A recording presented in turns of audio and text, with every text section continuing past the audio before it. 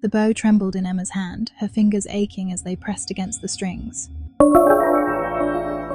The grand auditorium was alive with shadowy figures swirling like ink in water.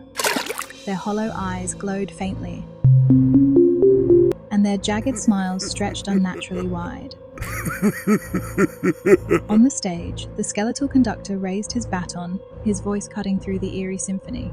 "Play it, Emma. Finish the melody or take their place."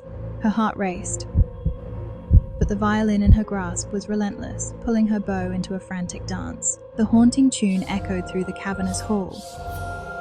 Growing louder and louder, the figures loomed closer, their forms twisting with every note. Emma's tears streaked her cheeks as she mustered all her strength, defying the violin's unnatural grip. "No," she whispered, her voice shaking, "not this melody." Summoning a surge of courage, she shifted the tune. Her bow soared across the strings, creating a bright, defiant song of her own making. The shadows screamed, their forms contorting and fading as the auditorium trembled violently. The conductor's skeletal grin faltered, his baton clattering to the ground as he disintegrated into ash.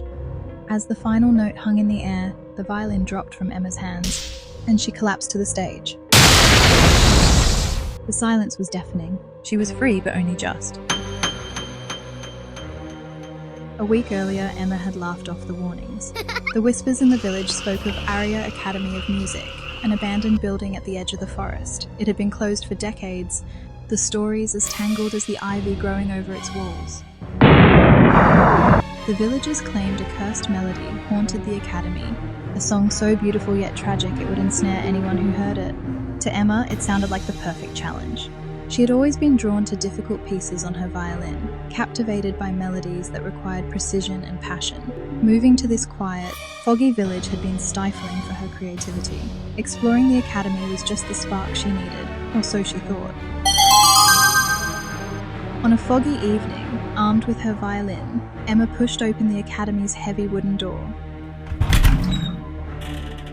Dust motes floated in the air, disturbed by her steps. The walls were lined with portraits of solemn-faced musicians, their painted eyes seeming to follow her every move. Then she heard it, the melody.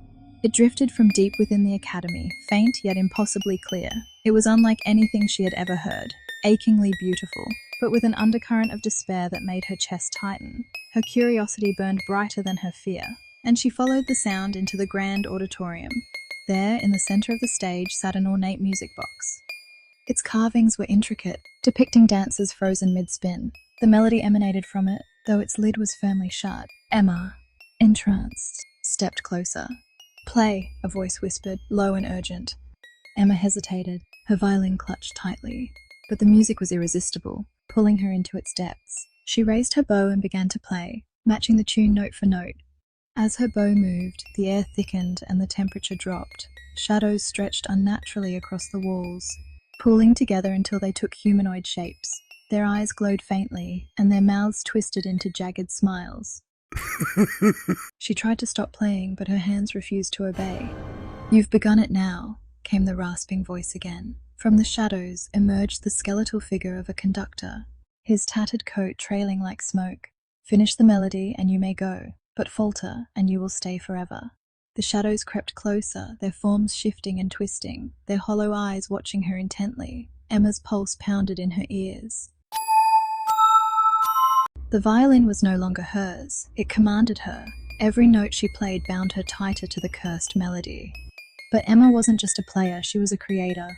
With a deep breath, she fought against the melody's hold. Instead of finishing the haunting tune, she poured her soul into her own composition, one full of defiance and hope. Her song soared, bright and clear, drowning out the dark melody. The shadows writhed and screamed, their forms disintegrating into wisps of smoke. The skeletal conductor staggered, his baton falling as he let out a final guttural shriek before dissolving into ash. When the last note faded, Emma dropped her violin and fell to her knees. She was alone in the crumbling auditorium. Emma returned to the village, forever changed. She never spoke of what she saw, but her music carried a sorrowful undertone that hadn't been there before. The villagers, who once marveled at her playing, now shivered when they heard it. On moonless nights, when the air is still, some claim to hear faint strains of a forgotten melody drifting from the forest. And if you listen closely, you might hear the shadows waiting for their next player.